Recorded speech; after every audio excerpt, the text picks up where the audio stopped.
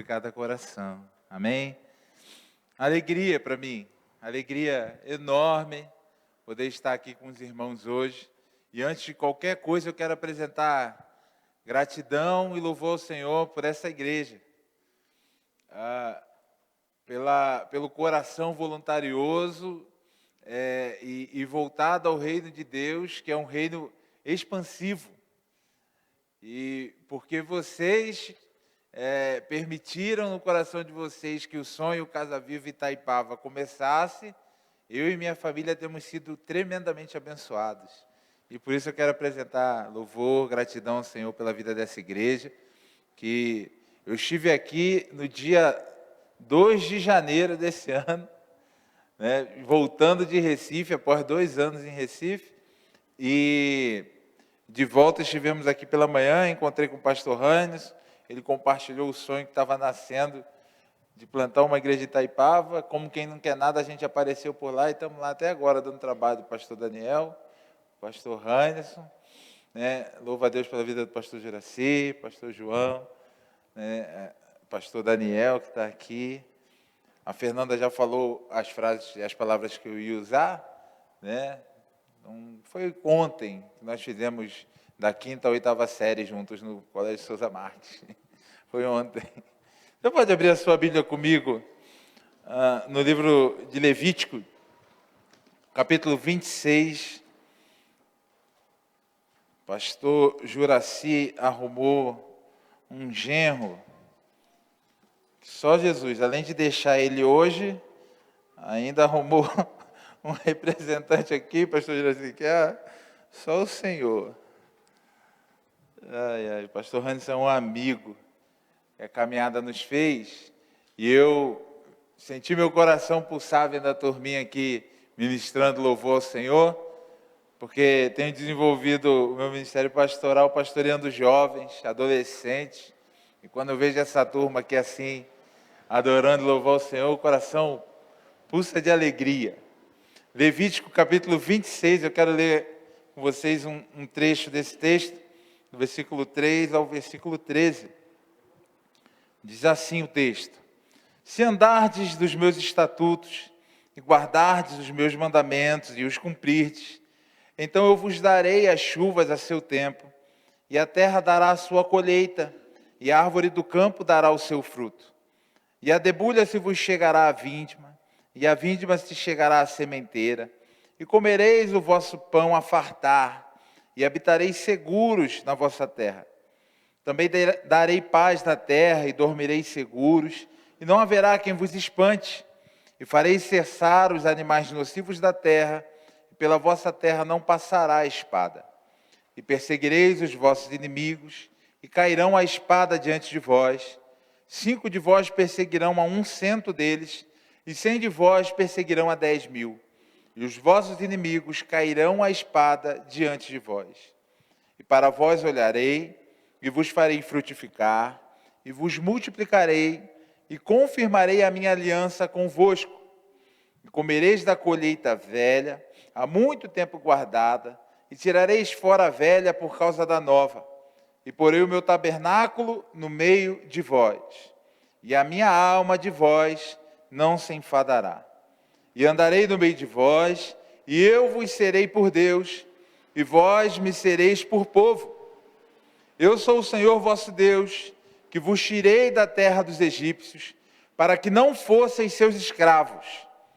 Quebrei os timões do vosso jugo, e vos fiz andar eretos. Eu quero orar mais uma vez junto contigo. Pai bendito, nós estamos diante da Tua presença e da Tua santa palavra. E com os nossos corações quebrantados, Deus, diante do Senhor, queremos Te pedir, fala conosco.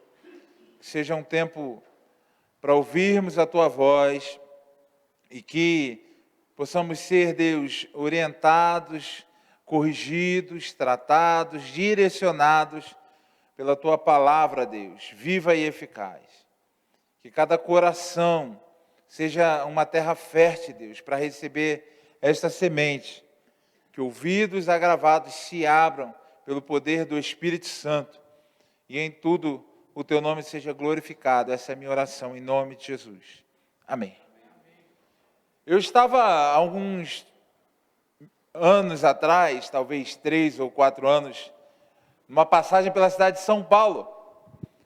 E andando pelas ruas ali de São Paulo, me deparei com um parque muito bonito e entrei naquele parque. Estava acompanhado com a minha esposa, mais uma turma de jovens. A gente tinha ido fazer um trabalho numa igreja em São Paulo, junto com eles. Entramos naquele parque e logo de cara tinha uma placa que aí me fez aumentar a vontade de entrar ali. Era o Parque da Juventude. Falei, opa, calma aí, eu tenho que conhecer esse lugar. Entrei naquele parque e logo assim que entrei, encontrei um monumento bacana, bonito. Parei ali admirando aquela obra de arte e percebi que ao pé daquela obra tinha uma frase gravada numa placa. Essa era uma frase do ex-governador de São Paulo, Mário Covas. A frase de Mário Covas dizia o seguinte: creio na liberdade, este vínculo entre o homem e a eternidade, essa condição indispensável para situar o ser à imagem e semelhança de seu Criador. Mário Covas proferiu essas palavras dentro de um contexto onde ele sentia, imaginava que a nação estava a caminho de perder sua liberdade. E ele, como um político, expôs essas palavras dizendo crer na liberdade como um vínculo entre o homem e a eternidade. Ele está dizendo a liberdade é um entendimento que está muito além do físico. E eu quero refletir um pouco contigo sobre isso, sobre liberdade, essa condição que transcende um entendimento físico, natural. Estar livre é muito mais do que a ausência de cadeias, do que a ausência de amarras, correntes e prisões. A Bíblia narra para nós, no livro de Atos, o momento em que Paulo e Silas estavam trancados no cárcere, acorrentados e amarrados, mas havia plena liberdade naquele lugar. Liberdade plena, onde eles, cultuando ao Senhor, fizeram com que a presença de Deus, atraída àquele momento de adoração e louvor, estremecesse as estruturas do lugar. A liberdade é algo que está além do contexto físico, porque atinge o interior do homem. Olhando aquela escultura no Parque da Juventude de São Paulo, me provocou uma curiosidade, e eu fui descobrir que tal parque foi construído no exato lugar onde antigamente era o presídio do Carandiru. O presídio, após aquele episódio triste do massacre do Carandiru, foi colocado ao chão, fizeram um parque no lugar, e no lugar onde era o famoso pavilhão 9 do Carandiru, colocaram essa escultura e essa frase. Olha que coisa interessante. No lugar de cadeias de prisão, alguém vem trazer uma reflexão sobre liberdade. E esse texto que eu e você acabamos de ler em Levítico, ele traz as palavras de Deus direcionadas ao povo de Israel por meio de Moisés, onde Deus elenca promessas para o povo.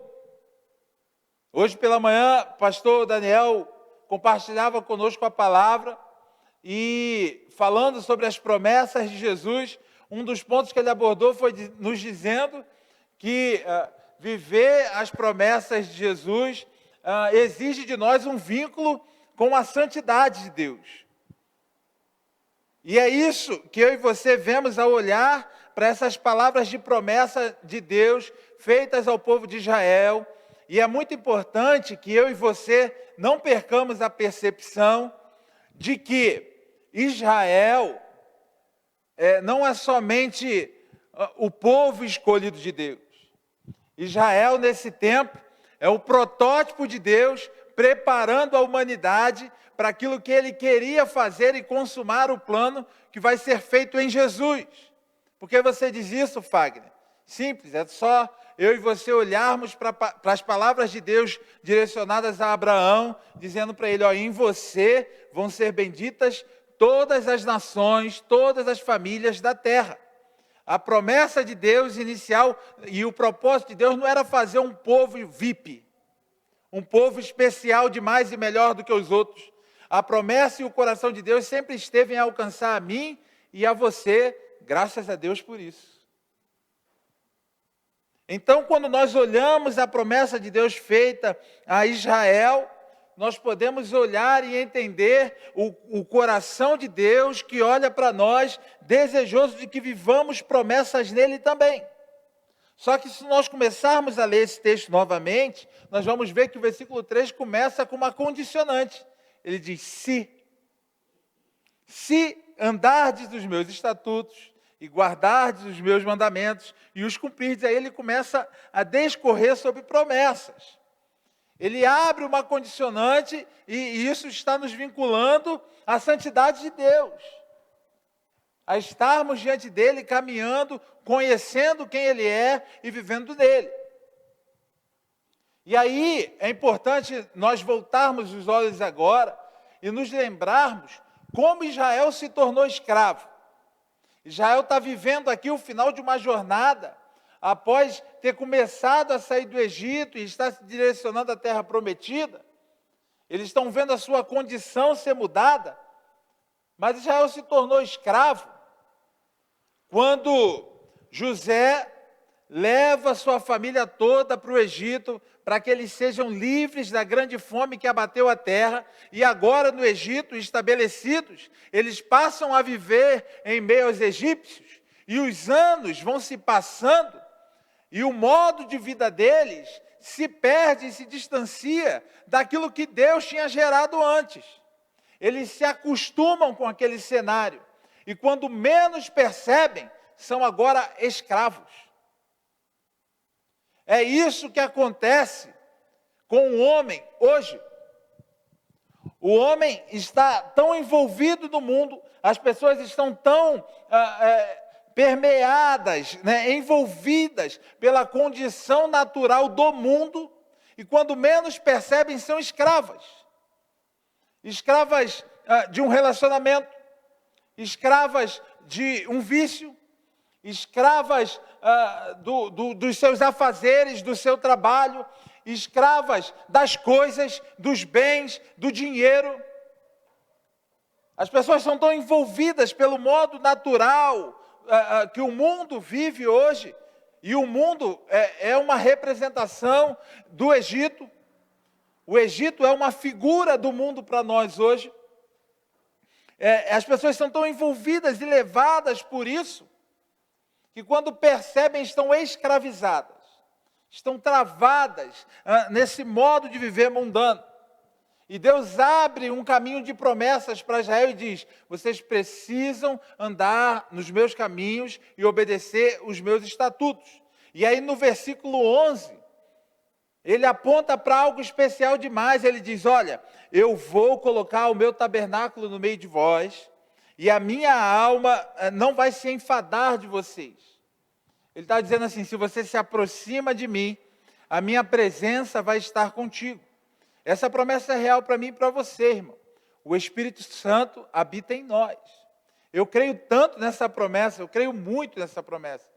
As palavras de Joel, no capítulo 2, versículo 28, não foram palavras somente para aquele dia, porque Pedro, no dia de Pentecostes, se levanta com muita ousadia e diz assim, essas palavras vão se estender, não somente para nós que estamos vivendo aqui hoje, mas para todos que vão ser alcançados pela palavra da verdade. Que palavras são essas de Joel? Acontecerá que nos últimos dias eu derramarei o meu espírito sobre toda a carne. Vossos filhos e vossas filhas profetizarão. Os vossos jovens terão visões e os velhos sonharão. Eu creio nisso. É palavra de Deus para os nossos dias e o Espírito de Deus, o tabernáculo de Deus, habita em mim e em você. E onde eu quero chegar? Agora sim, chegando na reflexão que eu me propus a fazer com você, ela está no versículo 13 desse texto. Deus olha para Israel após elencar promessas. Deus olha para Israel após dar uma lista de coisas que Ele quer proporcionar para eles. E é como se Ele quisesse fechar esse período dizendo para eles: lembrem-se sempre de 3 coisas. Primeiro, eu sou o vosso Deus, que tirei vocês da terra dos egípcios para que vocês não fossem escravos. Eu vejo aqui Deus dizendo para Israel: eu mudei a identidade de vocês.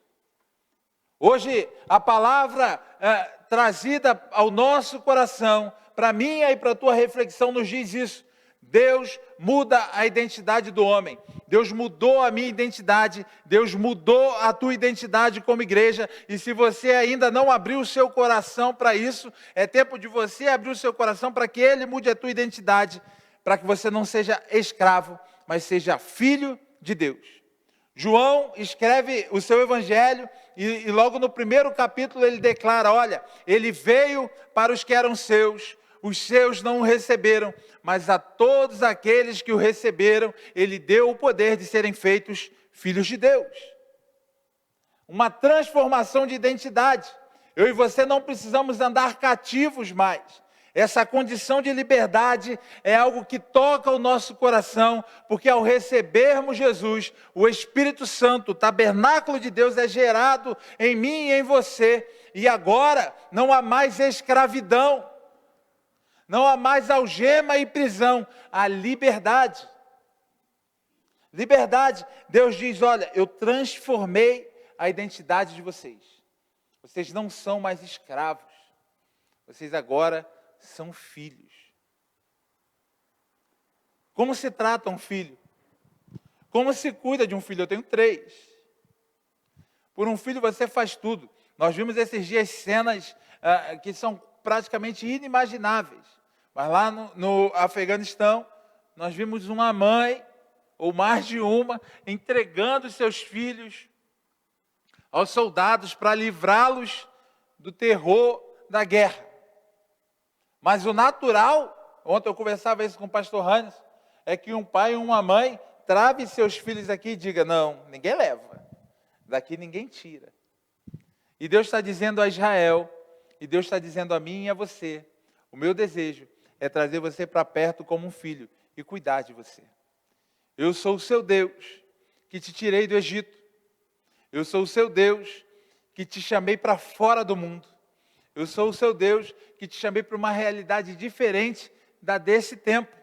Eu e você, apesar de vivermos neste mundo, nós não somos daqui. Nós somos chamados a caminhar perto como filhos de Deus. E aí ele segue dizendo: eu mudei a tua identidade. E eu quebrei o timão do vosso jugo. Você sabe o que é o jugo? O jugo era uma peça normalmente de madeira, feita para ser colocada sobre o lombo dos bois. Normalmente a junta de bois, 2 bois ou mais, levavam aquele jugo sobre si. E o timão era a peça que era ligada ao carroceiro e ligada ao jugo, que servia para dar a direção à junta dos bois. Ele diz: olha, eu quebrei o timão do jugo de vocês. Jesus convida o homem e ele fala assim: ó, vem a mim, e troca comigo o jugo. Eu vejo nesse texto Deus fazendo um convite a Israel e dizendo a ele: olha, eu quebrei a direção para a qual você ia, e agora a tua vida precisa ser direcionada por mim. Uma das coisas mais difíceis para o homem é entregar o controle da sua vida a Deus. Essa é uma obra sobrenatural, querido. Porque há um desejo de independência, há um desejo de resolver os problemas pela nossa própria força e pela força do nosso braço. E Deus está nos convidando e dizendo: olha, eu quero quebrar aquilo que direciona você hoje. Eu quero quebrar aquilo que controla você hoje. E quero trazer você para debaixo do meu governo. para debaixo do controle das minhas mãos, do Deus Todo-Poderoso, aquele que sabe tudo plenamente. Eu quebrei o timão do vosso jugo. Agora eu e você somos direcionados e guiados pelo Espírito Santo e pela palavra de Deus. Ela é o nosso guia, o nosso norte, a nossa referência. Ela é que nos diz como agir, como viver e como fazer. Nós não andamos mais pelo nosso próprio coração, pelo nosso próprio entendimento e pelas nossas próprias vontades. Caminhamos direcionados por Deus. Ele nos desligou da vida antiga e nos deu um novo rumo e nos deu uma nova direção. E há um segredo especial demais em entregar o controle das nossas vidas na mão do Senhor. A independência, daqui a pouquinho nós estamos chegando, daqui uma semana, né? É o 7 de setembro. E a gente aprende desde lá, de pequenininho, né? A proclamação da independência. Independência ou morte. Mas se nós olharmos para o reino, a frase não é bem essa. Se o homem resolve se tornar independente de Deus, independência é morte. O homem independente de Deus, ele está num caminho de morte. Mas quando ele entende, não, Deus quebrou, Deus despedaçou coisas que antes me controlavam e me direcionavam. E agora eu sou direcionado e guiado pelo Espírito de Deus. Jesus fez essa promessa, ele falou assim, olha, eu vou subir ao Pai, mas eu vou enviar para vocês o Espírito da verdade. Esse Espírito, ele vai guiar e conduzir vocês. Eu e você podemos ter esse Espírito que nos guia, que nos conduz e que nos coloca no caminho da eternidade. E por fim ele diz, eu transformei a sua identidade, você não é mais escravo, você é filho. Eu quebrei aquilo que direcionava você antes e quero assumir o controle da sua vida e guiar e direcionar você. E eu fiz mais uma coisa, Israel. Eu fiz você andar ereto. Como escravos, Israel andava cabisbaixo, humilhado. E quando você se torna cabisbaixo, inevitavelmente, os seus olhos estão na terra. Israel passou um tempo de escravidão, direcionado pelas coisas do Egito, direcionado pelo seu próprio entendimento, e os seus olhos estavam na terra. Mas Deus diz, eu levantei você, eu ajustei a tua postura para permitir uma coisa, que os seus olhos saiam da terra, e agora os seus olhos podem encontrar os céus. O profeta Isaías faz uma declaração tremendamente especial, ele diz assim, no ano em que morreu o rei Uzias, eu vi o Senhor assentado sobre um alto e sublime trono. Uzias, o rei, era um amigo especial do profeta Isaías. Nessa declaração do profeta Isaías, nós podemos entendê-lo dizendo, enquanto o rei estava aqui, parece que o meu coração tinha confiança plena que o rei ia resolver tudo para mim. Mas agora eu olho para a terra e não vejo mais o rei. Mas eu não preciso me desesperar, porque se eu não vejo o rei no trono aqui da terra, os meus olhos veem a glória do Senhor. Eu vi o Senhor sobre um alto e sublime trono. O convite para mim e para você, o desafio para nós nesse tempo é tirarmos os nossos olhos dessa terra. É tirarmos os nossos olhos do natural. Ontem, nessa conversa com o pastor Hans, nós fomos até o Rio de Janeiro e voltamos para trazer o pastor Azaf Borba. Foi bastante tempo de conversa. E nós compartilhávamos da preocupação com os dias que vivemos no Brasil. Tempos difíceis, de divisão, de muita contenda, um tempo obscuro, onde ficamos nos questionando, meu Deus, o que vai acontecer? E clamamos, Senhor, guarda a nossa nação.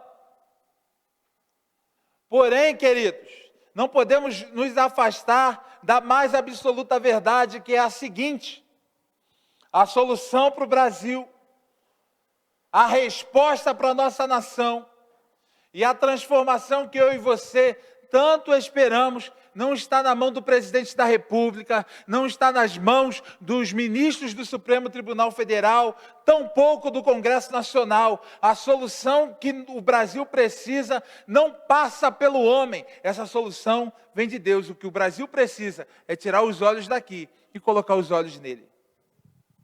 O que o Brasil precisa é ajustar a sua postura e entender que aqui na terra não está a nossa solução, não está a nossa resposta. Resposta certa vem da boca do Senhor.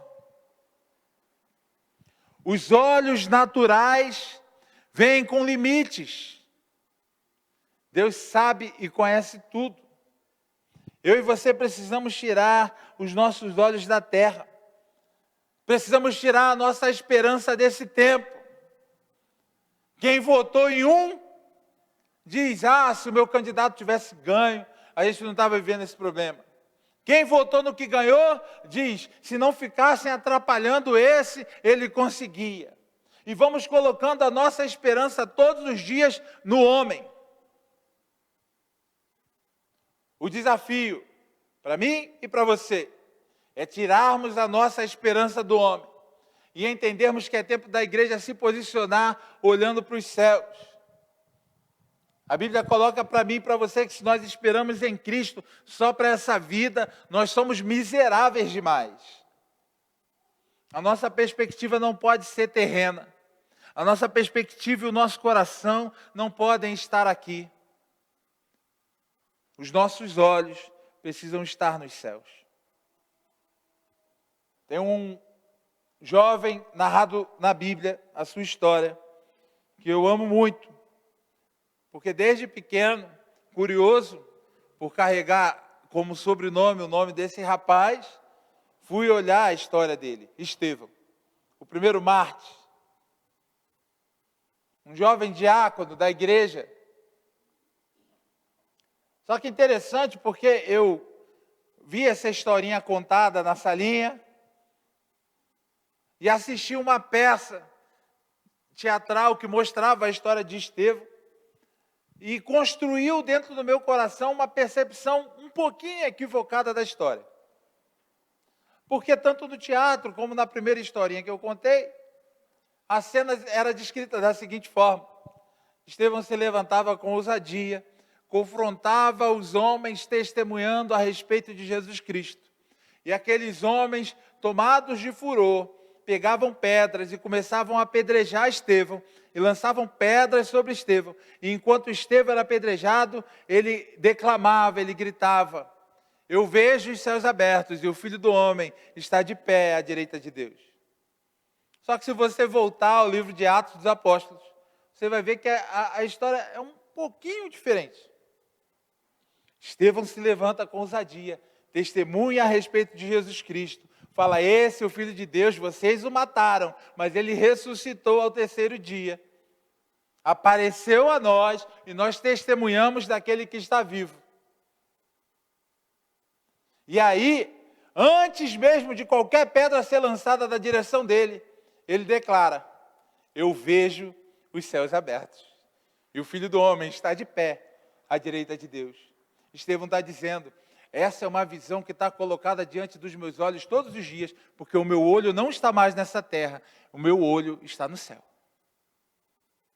E aí a fúria deles podia atentar contra o corpo físico de Estevão, mas o seu espírito estava aquecido pela visão que estava diante dos seus olhos todos os dias.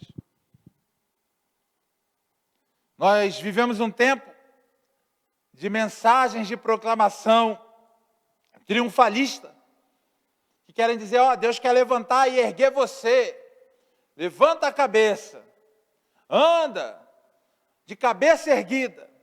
Mas essa mensagem do levanta a cabeça para ainda no plano terreno, dizendo, é só para tirar onda diante dos outros, é só para se orgulhar diante dos homens. é só para parecer forte diante dos teus iguais. Mas a mensagem bíblica, a palavra de Deus, diz para você: levanta assim a tua cabeça. Não para que os teus olhos permaneçam na terra, mas para que você tenha a capacidade de olhar para os céus e ver que o teu Senhor ainda está no trono e não perdeu o governo de nada. Eu sou o Senhor teu Deus, que mudei a tua identidade. Te fiz filho, você não é mais escravo. Eu quebrei o timão do teu jugo. Você agora é direcionado pela voz doce do Espírito Santo. E eu fiz você andar ereto. Eu tirei os teus olhos da terra, para que você veja a glória de Deus, para que os teus olhos contemplem o céu. Que promessa linda e especial. Condicionada. Se você obedecer os meus estatutos e andar obedecendo a minha palavra, os meus mandamentos, então você vai viver isso. Então você vai viver isso. Paulo escreve aos Coríntios, e eu estou encerrando com esse texto. A segunda carta de Paulo aos Coríntios, no capítulo 3, ele diz a eles: ora, o Senhor é o Espírito, e onde está o Espírito do Senhor, aí há liberdade. As palavras de Mário Covas, longe de ser referência total para nós, aqui está o nosso guia e referencial de fé, mas expressam algo que a palavra nos ensina. A liberdade nos vincula ao nosso Criador, para que possamos expressar a semelhança dele. Onde o Espírito de Deus está, aí há liberdade. E eu encerro as minhas palavras esta noite, desafiando você a abrir o seu coração plenamente, para que o Espírito de Deus habite em você, e você seja plenamente livre. Filho dele, direcionado por ele, e diante dos teus olhos, a visão soberana do Rei que governa sobre todas as coisas. Eu quero orar. E se nesse momento você quiser fazer esse pedido ao Senhor: Espírito Santo, habita o meu coração e me faz plenamente livre. Faça isso. Declare isso. Diga: Deus, eu quero viver as tuas promessas. E eu quero experimentar da tua liberdade plena. Pai bendito, nós bendizemos o teu nome pela tua palavra e pelas tuas promessas infalíveis, pelas tuas promessas que permanecem. Passarão céus e terra, mas a tua palavra, essa não vai passar. Seca-se a erva, cai a flor, mas a tua palavra permanece eternamente. E hoje, como teus filhos, nós olhamos para ti e te pedimos: nos ajuda, Deus. Enche-nos do teu Espírito Santo, que nos traz o teu tabernáculo em nós e nos permite viver em liberdade plena. Há temor, Deus, no coração de muitos pelos próximos dias. E se talvez houver cadeias e prisões sobre nós, que o nosso espírito permaneça livre no Senhor, crendo que o Senhor é fiel em todas as coisas. Nós queremos ter, Deus, essa convicção plena, como igreja do Senhor, caminhando para o céu, caminhando para estar contigo. Nós te pedimos, faz-nos teus filhos. Se algum dos meus irmãos aqui essa noite ainda não se sente assim, hoje, Deus, se esse coração está rendido aos teus pés, muda a sua identidade. Você não é mais escravo, você é filho de Deus. Se alguém, Deus, estava caminhando, direcionado pelos seus próprios pensamentos, direcionado pelas ideologias do mundo, direcionado pela ciência limitada do homem, e hoje Deus está derramando o coração diante de ti e pedindo: toma o controle, quebra o timão desse jugo, e controla, e direciona, governa, reina sobre nós. Senhor, se os nossos olhos estavam voltados para a terra, com esperança no dinheiro, no governo, na ciência, no estudo, tira os nossos olhos da terra e coloca os nossos olhos no Senhor. Como salmista queremos declarar, ao elevar os olhos, vemos os montes, e se perguntarmos de onde nos virá socorro, vamos nos lembrar, o nosso socorro vem do Senhor, que fez os céus e a terra. Faz a tua palavra, Deus, viva no nosso coração todos os dias. Glorifica o teu nome sobre nós, que possamos experimentar a tua promessa, alcançados, Deus, por aquilo que o Senhor começou lá atrás, o Deus de Abraão, de Isaac e Jacó, mas também o nosso Deus e nosso Pai. Te bendizemos, te louvamos, em nome de Jesus. Amém. Amém. Muito obrigado, pastor.